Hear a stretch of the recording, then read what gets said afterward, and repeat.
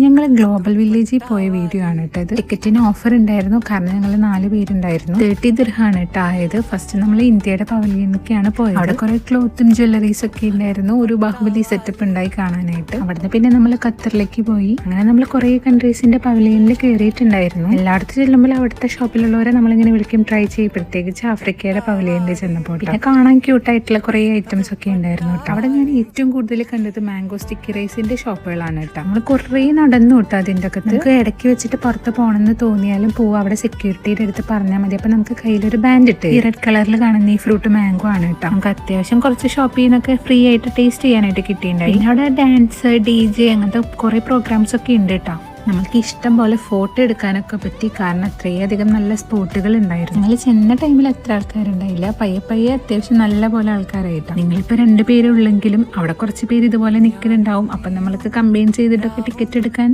സുഖമാണ്. കാരണം അവർ നമ്മൾ ചുമ്മാ 4 പേർക്ക് ടിക്കറ്റ് എന്ന് പറഞ്ഞാൽ അവർ തരില്ല, 4 പേര് അവർക്ക് കാണണം. ശരിക്കും ഇങ്ങനെ ഓഫറൊക്കെ ഉള്ളപ്പോൾ നമ്മൾ ആ ചാൻസ് മിസ് ചെയ്യരുതല്ലോ.